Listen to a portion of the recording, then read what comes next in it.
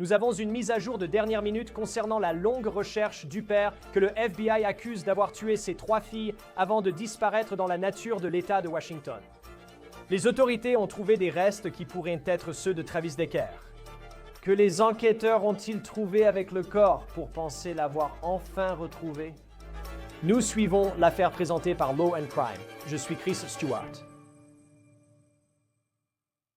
Les autorités affirment que des analyses supplémentaires sont nécessaires pour confirmer que les restes trouvés cette semaine dans l'État de Washington sont ceux de Travis Deckers. Mais en faisant cette annonce, il faut croire qu'ils sont assez confiants d'avoir enfin retrouvé Travis Deckers. Les restes ont été trouvés dans une zone isolée près de Leavenworth, Washington. Ils doivent encore effectuer des tests acides désoxyribonucléiques pour confirmer qu'il s'agit bien de Deckers, mais certains éléments les rendent confiants. Maintenant, cette évolution pourrait mettre fin à un mystère qui a duré plusieurs mois, mais cette histoire, soyons francs, c'est une perte qui durera pour toujours. Deckers était le père de 3 filles, Peyton, 9 ans, Evelyn, 8 ans, et Olivia, 5 ans. Deckers était un ancien combattant de l'armée. Il avait de l'expérience en plein air, des compétences de survie étendues, qui signifiaient qu'il pouvait être n'importe où après avoir été vu vivant pour la dernière fois à la fin du mois de mai. Remettons-nous dans le contexte de cette histoire et voyons comment tout a commencé le 30 mai lorsque Deckers a récupéré ses 3 filles pour une visite chez son ex-femme. Elle a été la dernière personne à le voir, lui et ses filles, vivants. Elle a dit que Deckers avait dit « Je te verrai ce soir vers 8 heures » avant de partir, mais il n'est jamais revenu. Son ex-femme a alors appelé la police. Quelques jours après, le 2 juin, les corps des filles de Deckers ont été découverts au camping Rock Island à Leavenworth, Washington. Les filles ont été étouffées. Selon le bureau du shérif local, elles avaient plusieurs sacs plastiques sur la tête et des colliers de serrage autour du corps. Les adjoints du shérif disent que les tests acides désoxyribonucléiques ont prouvé que Deckers est l'unique suspect dans ces meurtres. Son acide désoxyribonucléique a été retrouvé sur les preuves recueillies sur les lieux. Après la découverte des corps des 3 filles, la traque de l'ex-soldat a débuté.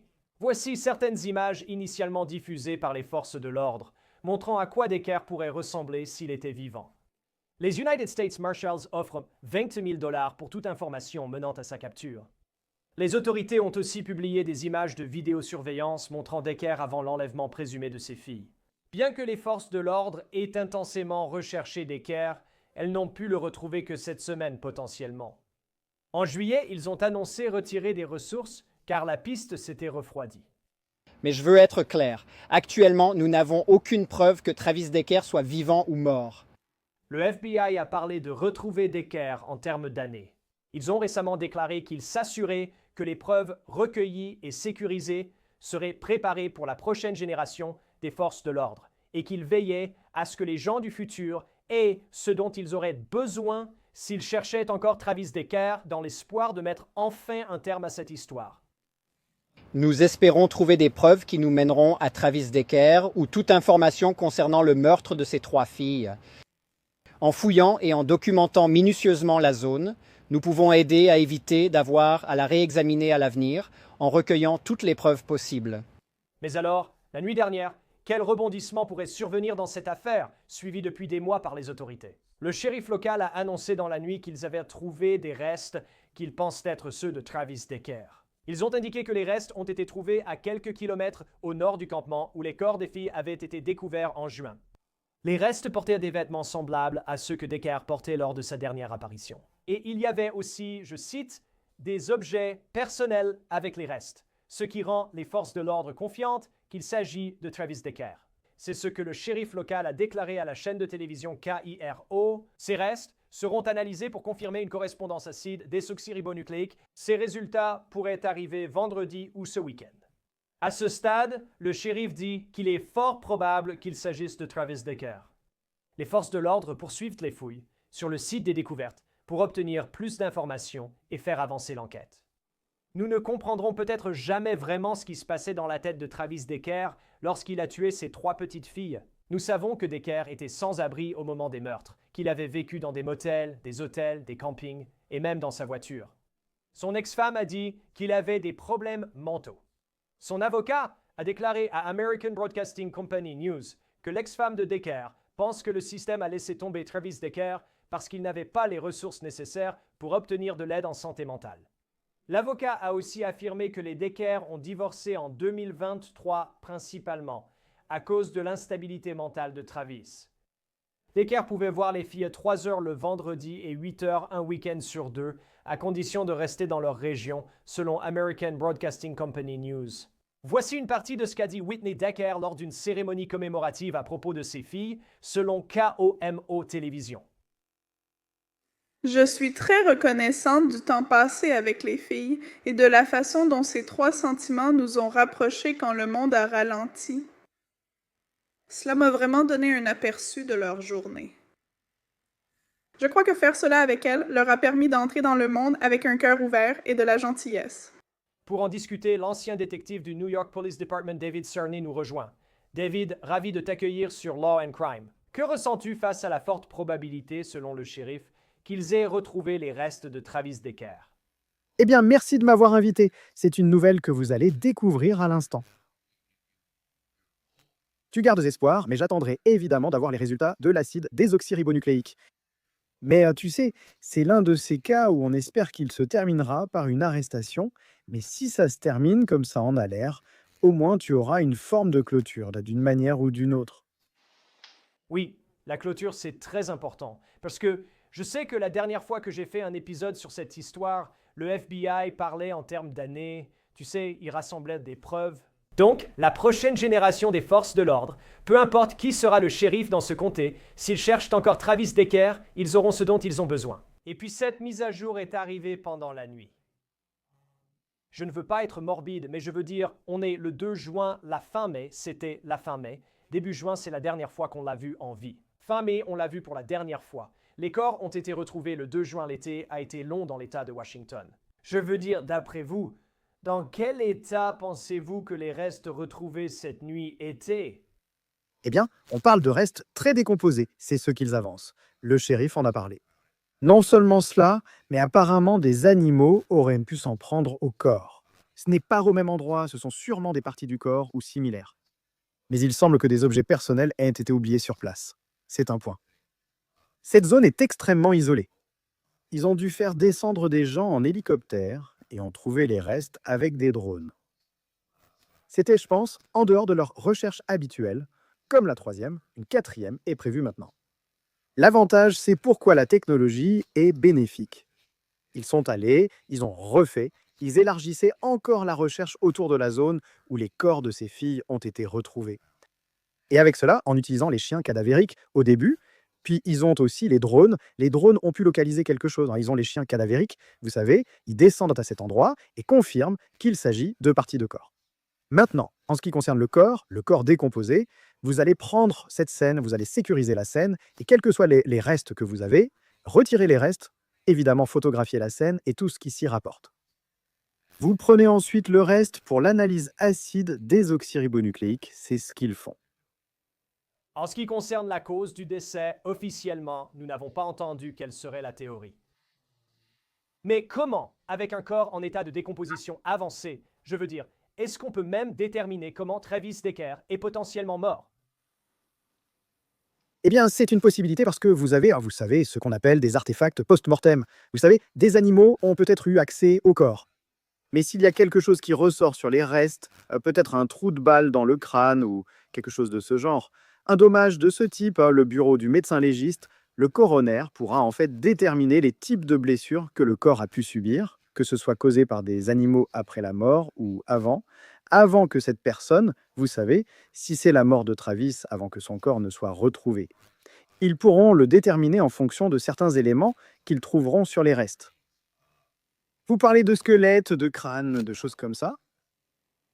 Et en ce qui concerne cette recherche, parce que je sais qu'au début, vous savez, on en a beaucoup parlé parce qu'il était dans l'armée, il avait ses compétences poussées en survie. Il semblait être un passionné de plein air. Mais à quel point pensez-vous que cela compte vraiment? Parce que quand le FBI est sur le terrain, je veux dire, pourriez-vous déterminer à partir de ces restes combien de temps il a survécu après que ces meurtres aient eu lieu? Je ne sais pas si c'est possible. Cela dépend de ce qu'on a trouvé ou laissé sur place, car le corps n'est qu'un élément. Quels objets avait-il sur place? Avait-il quelque chose sur lui pour survivre si longtemps? Quand ils examinent cela, le corps a été retrouvé en zone montagneuse. C'est à presque 1 mile de distance, mais très en hauteur, à environ 1200 mètres d'altitude. Là, vous êtes confronté à un niveau d'altitude plus élevé. Et avec cela en tête, vous savez, vous ne saurez pas comment il a survécu, à moins de trouver des objets ou des articles qui correspondent à sa situation. Un long séjour est une chose, mais il aurait aussi pu se cacher et mourir de faim, nous l'ignorons pour l'instant. Je veux dire qu'il faut observer la scène de crime et ce qui reste du corps pour en tirer des révélations. Et pour l'instant, est-ce que c'est Travis? Nous ne savons pas, mais il y avait un corps sur les lieux qui correspond relativement aux objets qu'il possédait, à quelque chose qui a été décrit par lui avec ses vêtements et à tout objet personnel qu'il avait. Ils ont dit que le shérif l'avait examiné. Je vais recommencer. Comme ça, il y a au moins une chance que ce soit Travis. Tu veux refaire la confirmation acide désoxyribonucléique, mais pour cette scène, quand tu en parles, combien de temps est-il resté là-bas? Combien en avait-il? Combien des animaux en auraient pris? Ou s'est-il caché? Ce sera difficile à moins que tu puisses vraiment suivre la trace depuis l'endroit où il était. Voilà le problème. Sais-tu combien de temps ce corps est resté là-haut? On ne peut pas vraiment le dire à cause des artefacts post-mortem. Y avait-il des asticots sur le corps? Quel type d'animaux se trouve là-haut qui aurait pu utiliser ce corps comme nourriture? Donc tous ces éléments entrent en jeu. Pour la durée et les éléments, tout ce qui reste sur scène, c'est tout ce que vous avez. Avant que nous n'abordions la partie enquête et ce que les autorités savent sur ce qui s'est passé dans ce campement pour ces 3 petites filles en ce qui concerne la recherche, et si c'est bien Travis Decker et qu'ils ont pu le retrouver, vous savez, je parle souvent du fait que nous tenons pour acquis certaines choses que les forces de l'ordre font, et c'est juste une attente qu'ils finiront par retrouver Travis Decker. Mais c'est une vaste zone, une zone boisée.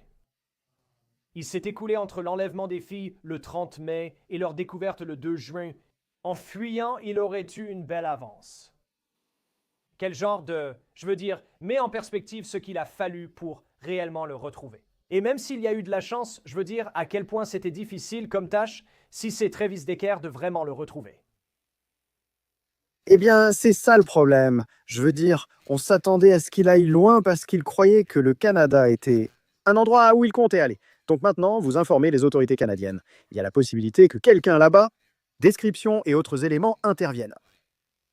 Comme je l'ai dit, certains aspects étaient intéressants après son départ, et il a laissé le chien sur place.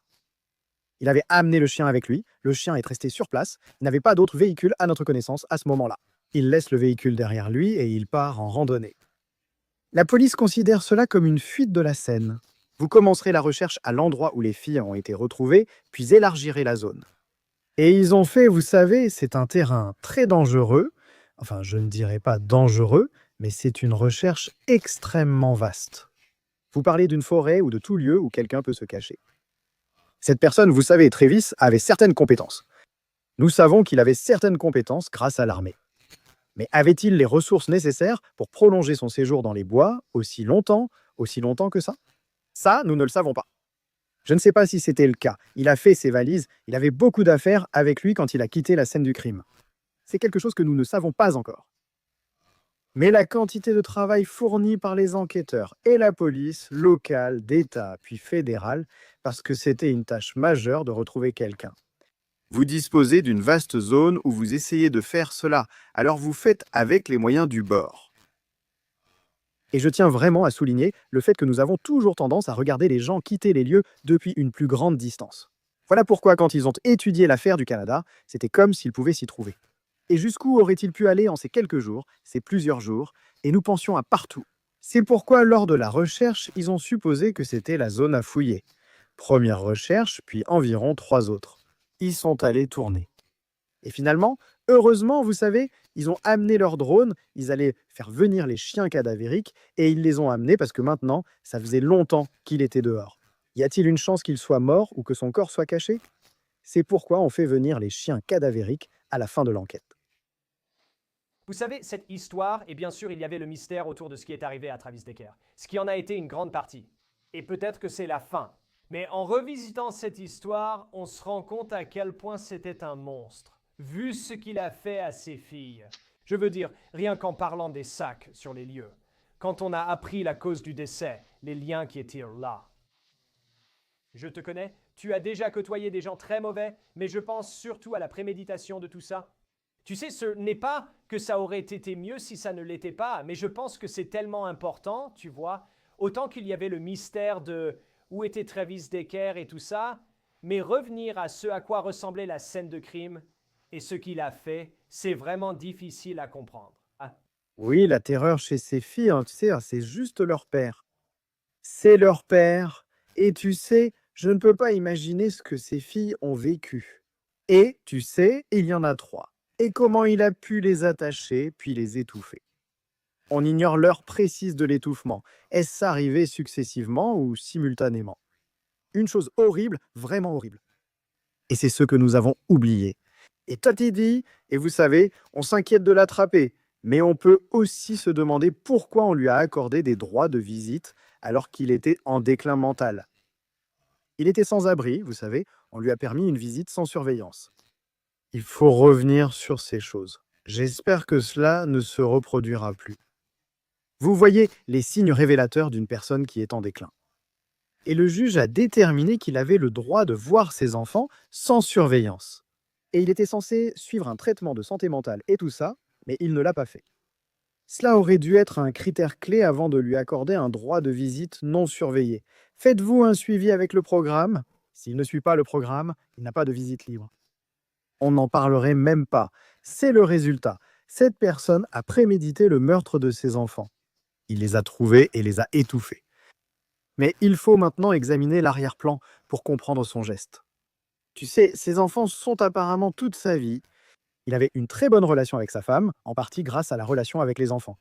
Il a toujours été très attentionné envers ses enfants, et il a décliné. Et sa femme le savait. Et en réalité, à un moment donné, cela n'a pas été transmis lorsqu'ils ont effectué cette première visite non supervisée. Je veux dire, c'était un problème, et c'est là que tout se résume. Les meurtres étaient imprémédités, mais le problème, c'est pourquoi cette personne, étant sans abri et avec une santé mentale déclinante, a-t-elle été autorisée à voir ses enfants sans qu'on assure le suivi du programme auquel il était obligé de participer? Et voilà ton autre point. L'aspect extrascolaire du vol, la direction du vol et tout ça, c'est après coup. Et la police va s'en occuper. La police était impliquée, c'est l'essentiel. Mais c'est un problème familial qui aurait dû être traité correctement par le système judiciaire à ce niveau-là. Et vous savez, il faut continuer à le répéter.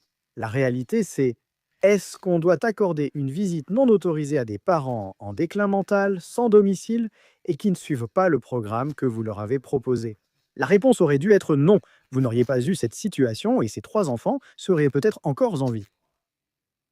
Et c'est ça le problème. C'est que, et on en a parlé, il y a malheureusement beaucoup de cas comme ça dans les affaires familiales. Je suis certain que ceux qui travaillent dans le système trouvent ça facile de se demander après coup pourquoi cela n'a pas été anticipé. Mais je regarde aussi, comme tu l'as dit, il était sans abri.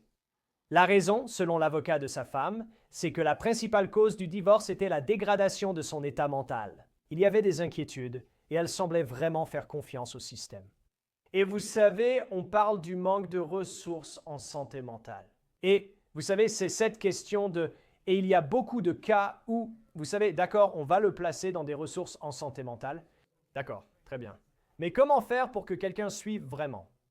Vous voyez, et c'est un peu ma question pour vous en tant que personne qui a vu cela. Et je sais que c'est un peu cette question à laquelle, vous savez, je ne sais pas si on trouvera jamais la réponse, mais c'est comme, d'accord, donc quelqu'un a été, vous savez, on va lui faire suivre des ressources en santé mentale. Super, ça a l'air bien. S'ils ne veulent pas y aller, comment faites-vous pour qu'ils y aillent vraiment? Et s'ils n'y vont pas, comment faites-vous?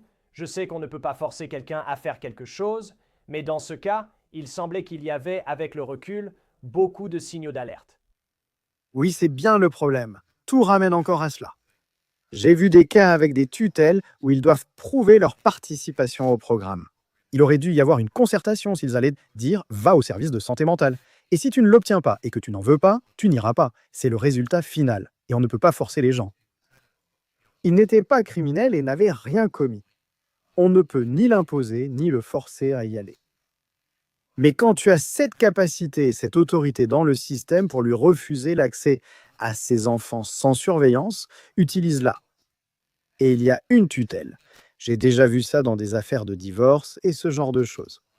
Ils ont un tuteur pour ce qui concerne les enfants. Et les enfants sont ce qu'il y a de plus important dans une situation comme celle-ci. Il faut se préoccuper des enfants. Vous ne tenez pas compte des sentiments des parents. Les enfants sont-ils bien traités? Et est-ce qu'ils sont bien traités par les deux parties? Parce qu'on a vu ce va-et-vient de nombreuses fois quand le droit de visite revient. Un parent insulte l'autre parent à la fin. C'est un problème. L'aspect criminel est venu après. Cette affaire familiale aurait dû être réglée. Vous aviez une famille. L'épouse vous dit qu'il a un problème. Vous savez qu'il a un problème. Pourtant, à aucun moment vous ne vous êtes arrêté pour dire « Vous n'aurez pas de visite non supervisée tant que nous n'aurons pas vu de documents officiels, prouvant que vous suivez un programme avec un médecin, un psychologue, un psychiatre ou qui que ce soit d'autre. » Ensuite, vous obtenez le droit d'avoir cette visite avec un tuteur présent, ce qui signifie qu'un représentant du tribunal sera avec eux. Et c'est ça qui est important.